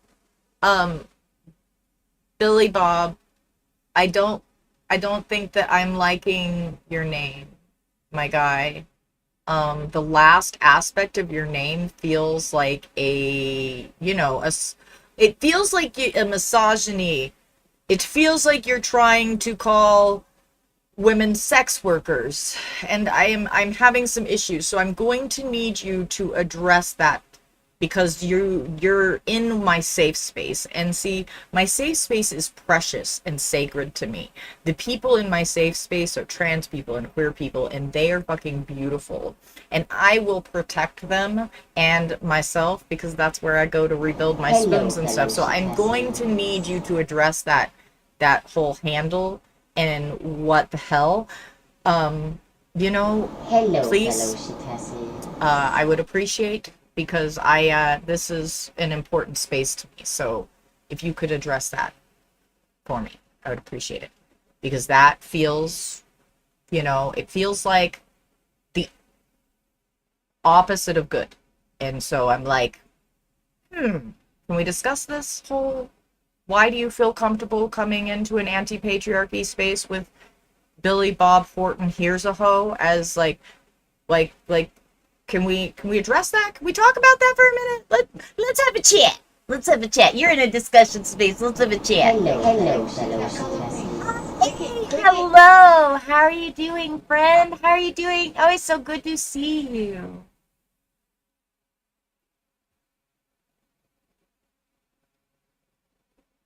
I'm just saying, I mean, if you have like some valid sarcasm reason that I just didn't see, I mean, I will have an honest discussion. However, you're really in a space that this is me. I'm gonna question that. I am the one. I am the one. Welcome to Shit Ass Nation. I am the one. I am shit ass currently on the soapbox. Anybody that needs to can kick me off of it though, as has been proven before. No, were you not aware that hoe is a very bad thing to call women? Is that what you weren't aware of? Were you just not aware that hoe is like offensive and should almost be slurish, like considered almost a slur? I mean, because even sex workers deserve more respect than hoe. A hoe is just a fucking tool. Like, why are we referring to humans as tools? Yeah. Well, I hope that you do consider thinking through it, and I appreciate you responding. So I'm not going to boot you because you responded completely respectfully, and if you would think through it, that'd be amazing. Thank you. I appreciate you for partaking in the conversation and the discussion. Ugh, this fly, y'all.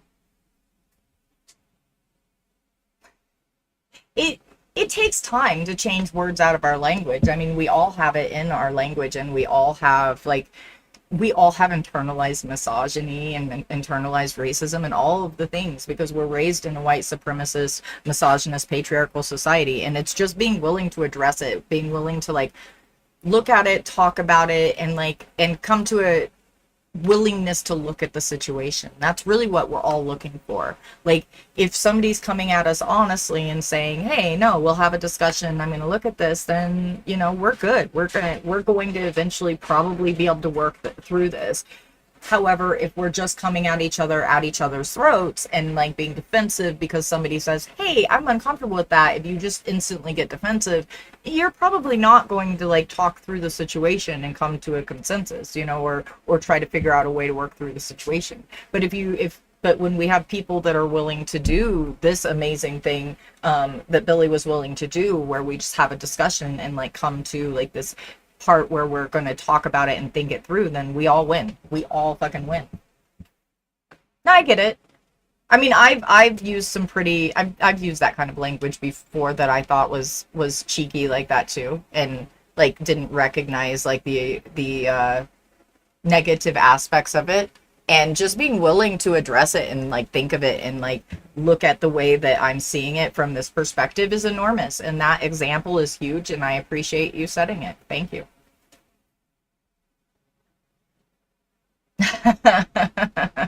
Yeah, and you know, Lil Dragonly, that ends up hard because I end up running up against that one myself sometimes as well, because like you have this whole thing where there's this and you know, I tend to, the thing that I've done to try to mitigate that so that I'm not coming up against that whole dark woke thing within myself, what I try to do is address the behavior. I don't always manage that. I mean, y'all hear me call him Orange Joffrey all the time, but that's also because I'm not going to like platform him and uphold him on the pedestal he wants to be on.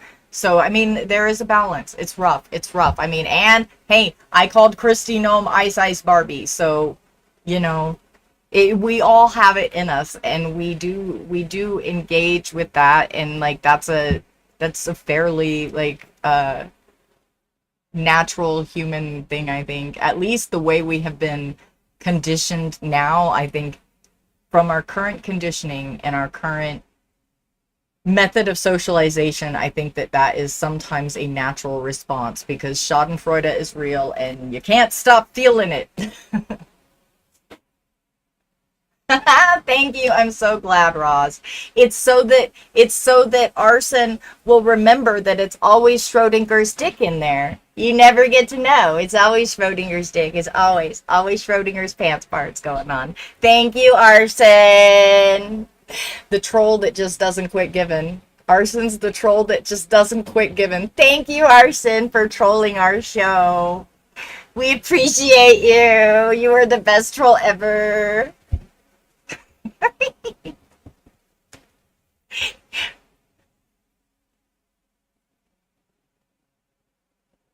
Oh, goodness. I am irreverent and I love words. So let me think about it, and I'm sure we could find some fun things. Yes, it is the new animated Schrodinger stick. I also have a stationary version in the store if anybody would like to be able to run around sporting Schrodinger's pants parts, you know, and make all of the gender criticals all mad. And we have stickers, we have shirts, we have all the things in the store. So if you want to go piss off a gender critical, you can get yourself a Schrodinger's pants parts sticker, merch, or something. I would encourage you to go sticker bomb places, but only if it's legal to put stickers there. I don't want to encourage you to do anything naughty.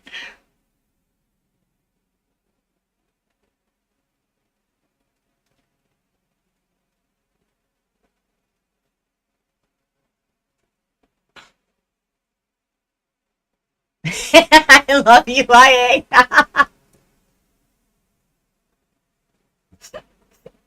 IA and I did a little sticker, a little, what do you call that? What? IA had the better funner tools than me. We had a little sticker fun in public one day. A little fun. We had a little bit of fun. Oh, hell yeah. Exactly, Rosberry. bend gender, bend it all around, let them know that it is non-binary, and remind them that sex is not binary either. They just don't quite understand how categories work. It's really unfortunate. Like, what were y'all doing during 5th grade when we were discussing categories? Like, for real. I fucking love that so much, Maddie. That's the fucking best. Oh, gods, I should order a bunch of those and go stick them in random bedrooms.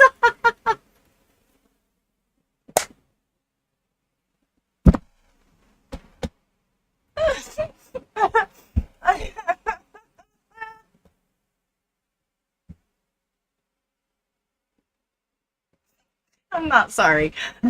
I would.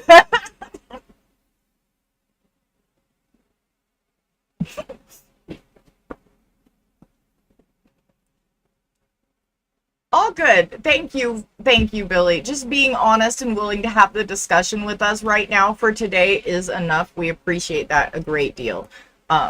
Really, it really is a big thing that you were willing to do that and have that discussion instead of just crashing out and leaving. It's a big deal, and we do appreciate it. So, you're good for now. You're good.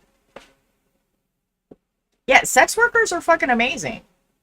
And there are different kinds of sex workers, so just remember that. Not all sex workers are the same, so don't treat all sex workers the same. Like, strippers offer a fantasy. They're selling you the fantasy, and you take that energy away with you and use it with your partner or whatever.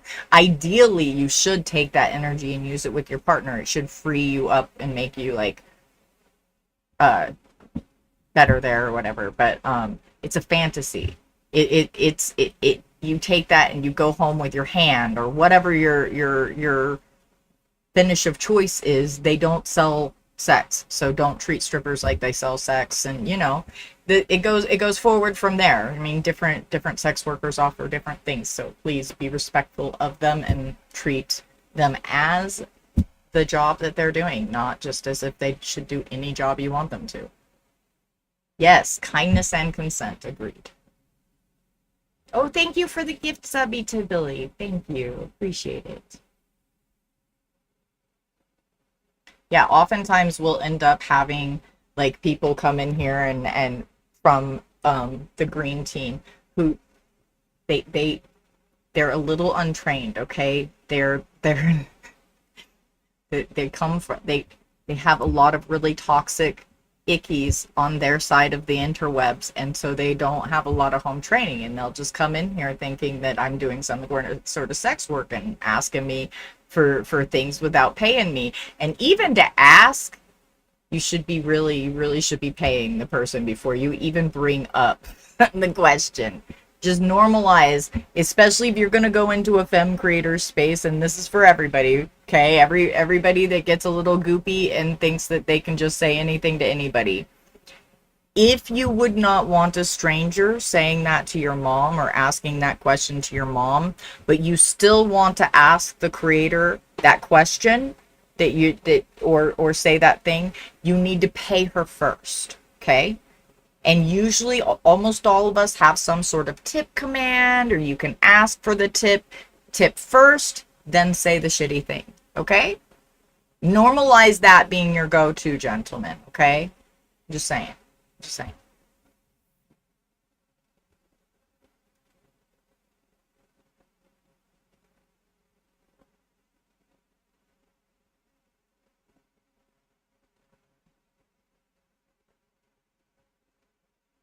Oh, Dragon Lee. Yeah.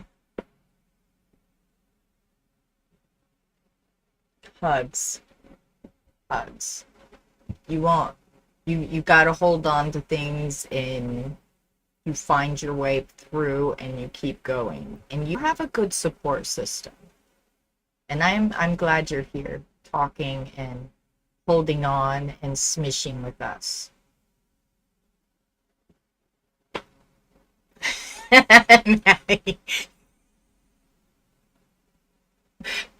Per slur, I mean, I don't know. I feel like, I don't know.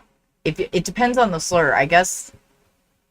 We should find like a group of charities that we can donate slur money to if people are gonna slur. But I was talking about when they ask me if I'll show them my this, that, or the third. That's what I was talking about. The slurs, I don't know. I don't even want them to slur here. I just feel like that should just be like just not on the list of things you do. I feel like that should be the base level of home training that we come to the internet with.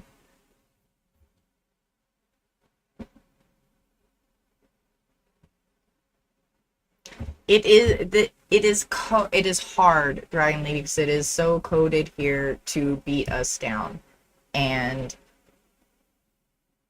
it is hard. I love you.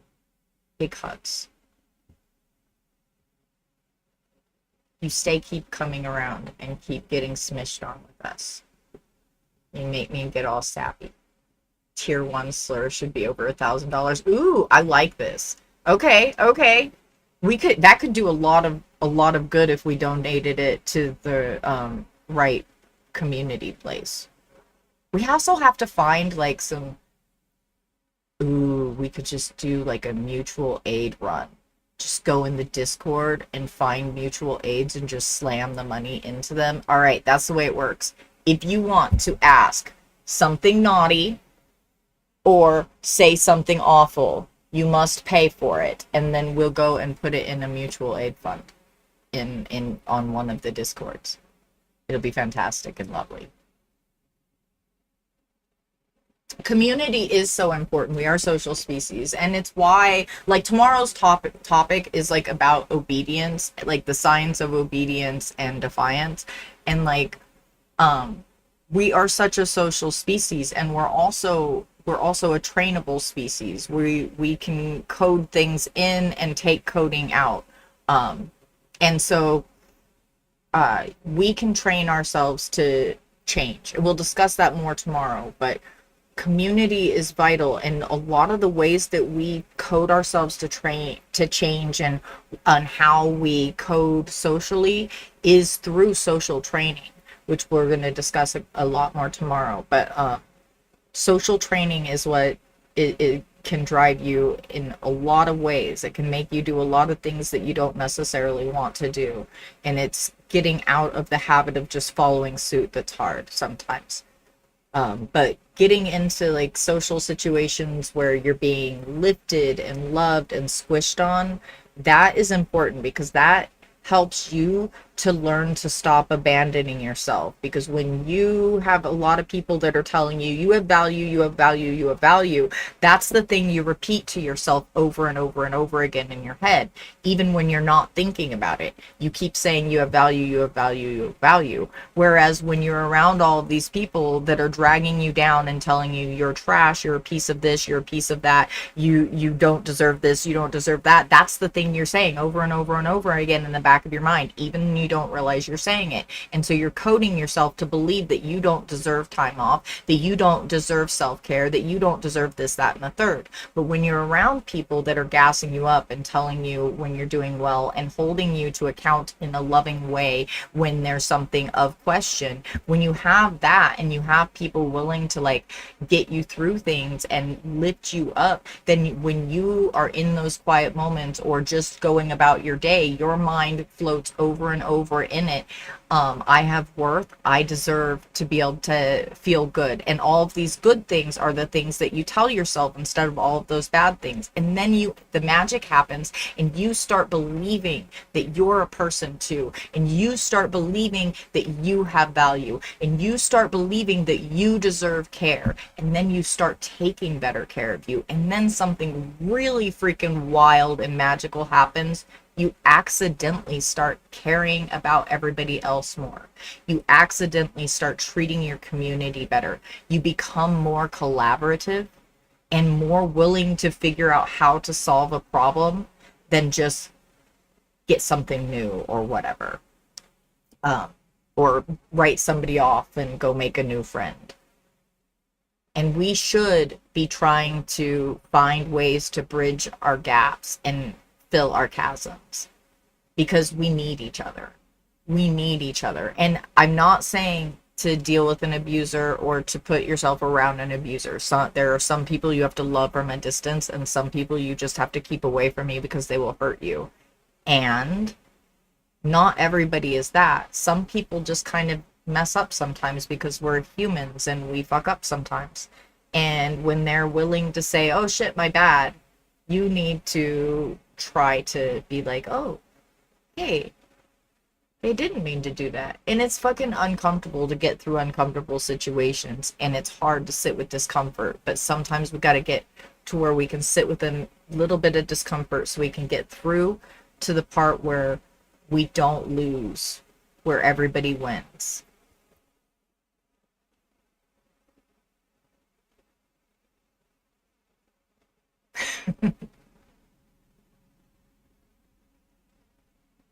That is a fun play on words. That is a fun play on words.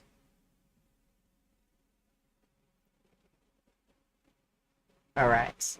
Let's see. Oh, we were listening to Melanie because nobody was calling in. But that's okay. We'll give Melanie a couple more minutes. But seriously, because we only have 7 minutes left of this show. Unless anybody wants to call in, I'll still take a call. We're only going to watch a couple of these, obviously, because we only have 7 minutes left. But I am going to give this link again for Life with Melanie, and I do definitely want y'all to go and check her out. She does an immense amount of invisible labor and invisible emotional labor when she does these compilations. She's looking oftentimes at some of the most awful aspects of life and our social situation, and she has a lot of really good takes, and the creators that are putting in this really hard emotional labor deserve to be gassed up in their comments, and saying things in the comments really does help lift the creator and lift the video. But also gas her up, because she does a lot of good emotional labor, and she does a lot of these really good compilations. I feel for the women who had to endure all of this abuse without having anyone to go to or any system in place to protect them. And we're not only talking. And remember, what we're talking about in this video was oftentimes marital essay. That's what we were talking about, the marital essay of our grandmothers. And remember, they couldn't say no. I mean, it was until 1998, it was legal for men to rape their wives. So, like, it's immense power to be able to say no. It's an immense ability to have autonomy over your body. And so think about that as well going forward, like how little autonomy was given to our grandmothers, and our mothers even were coded with that. I don't have autonomy, and so some of them pass that on to us, and etc. And remember that when we're having these discussions, because sometimes if we're willing to break a cycle because we understand that the underlying trauma, we're able to actually break the cycle and heal that trauma. When we're unwilling to look at the underlying trauma and we're unwilling to call it what it is, we're most likely not going to see the problem fully or address the actual wound. We're going to try to put a bandage over a hemorrhage instead of suturing the wound. And we need to get to where we're suturing these wounds so they can actually heal. Because right now, this shit's getting like festering with ick. And we will eradicate this species because of it.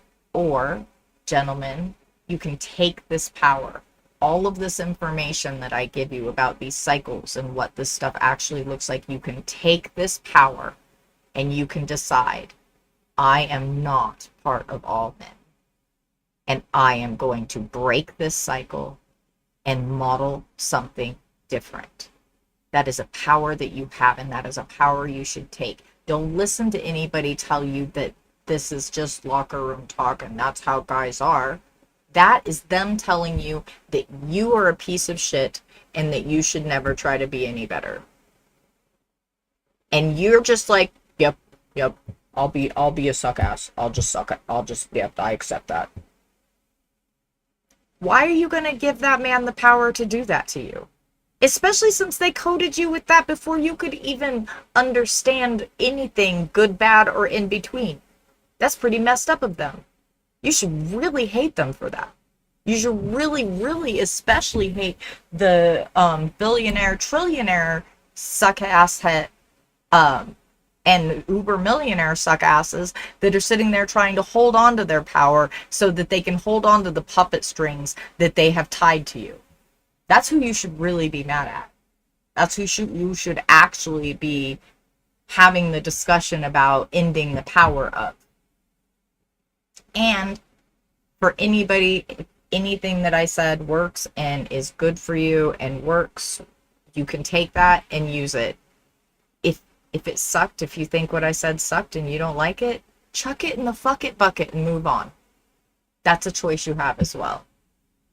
And remember, when we are working with the coding that we have to interrupt the stream to input new coding, right? We have to stop that coding from running so that we can input new coding. So remember, when you see when somebody calls something out or says something like, hey, this is a problem, all that is they're trying to interrupt the stream so they can ask you about that coding. Ask you if that is something that you were habited with and coded with that you want to carry forward. And you may, because it's been there so long and you don't recognize any harm of it. Maybe you haven't played the etymology out in your mind yet. Maybe you've never thought about it yet. Maybe the opportunity to recognize that issue and think that through hasn't come to you yet. And this is now that you get to take that as, hey, I have power over this situation now. I get to look at this and take power. Don't look at it as somebody's trying to tear you down. They're just trying to help you, lift you up to being the best you can be, to who you tell yourself are, and that way you can believe it when you tell yourself you are a good person. And with that, I have to tell you, I need you to do a thing. Everybody. First of all, if you don't mind, like the YouTube and share it, because that really does help push the algo and, make the algorithm go burr, please. I appreciate you very muchly. Very, very muchly. And also, if you want to join us, if you are on the YouTube side and you want to join us for any of the other things, you can join us on the Kick. Let me get the Kick. I have a Kick and a Patreon, but I have to get the Kick for you because they didn't let me use Lollipop properly, so I had to spell it a little differently. My schedule is from Thursday through Sunday, though. This is I'm going to be taking 2 weeks off after Sunday because I have to have an oral surgery done. So Sunday will be my last show for 2 weeks, and then I'll come back on that Thursday after. But my schedule is Thursdays. All of this is Mountain Standard Time, by the way. Thursdays from 3 to 5 doing a call-in show. Fridays from 4 to 6, I do the episode. It can be from 4 to 5 or 4 to 6, it depends. I do the episode where I talk about a subject that I've done research on and we unpack it and discuss it. And then I do an after show over on the Twitch, the YouTube, and the Patreon, where we hang out and listen to music and things. And on Saturdays, I'm also thinking about changing my Sunday call-in show to a Friday call-in show when we come back. So that's a thing that I'm considering as well, just so you know. Saturdays, we do a solidarity day. We let go of all of the ick and all of the awful, and we play music and we play games, and we just hang out and we do self-care and we validate each other and we gas each other up. And that is from 6 p.m. to 10 p.m. Mountain Time. And that is an amazing day. We have all of the best music. This chat is amazing with the music and playing games. We laugh. It's amazing. And remember, self-care is fucking revolutionary. And even flight attendants tell you to do self-care in case of a plane wreck. Put your oxygen mask on first because you can't fucking help anybody being passed out, right? Right? So if you want to come and like let loose and de-stress a little bit with us, Saturdays is the day we do that. It's all music and games. We don't do anything serious except for squish on each other and love on each other. And then Sundays we have a nerdery. We learn about something. Sometimes it's how humans are orcas of the ocean. And this week, I don't remember what it is this week. I have something for this week, but I don't recall exactly what it is. So Sunday we do some nerdery, and that is from 4 to 6, and then from 6 to 8 I take calls. So if you want to join us for that, please take the links and join us for some of those things that happen mostly on the Kick, Patreon, and Twitch. And then also do that thing you do. That thing you do. You know, the thing. The thing. You haven't forgotten the thing, have you? That thing where every time you say or think a bad thing about you, you say 2 good things about you out loud, and you try not to repeat the same 2 good things in a 24-hour period. That thing you do? Yeah, I'm gonna need you to do that thing. When you start talking better to you and treat you better, you treat the world better and you become more collaborative in it. So please go treat you well so that you will treat the rest of us well. And also do some self-care. And I love you all. Thank you so much for being here. I appreciate you so much, even though nobody called. But hey, you know what it means when nobody calls? It means all of my points are correct and everyone agrees with me. Whee! I should get the pom-poms. All right, no, seriously though, say 2 good things about you. Hey, Purple Team, hang tight. I'm going to hang out with y'all for just a minute because I love y'all, and I'm going to hang out with y'all and have a song minute because it may not be long, but I'm going to hang out with y'all for a minute. All right, y'all, I'm going to hang out with my beloved team. I will see you all later. Goodbye, y'all. Goodbye. Goodbye. Be good to you. Be good to you. I will see you tomorrow. We have a good show tomorrow. Don't forget, 4 p.m. Mountain Standard Time. Come hang out. We will be with you tomorrow. All right. I'll kick you out.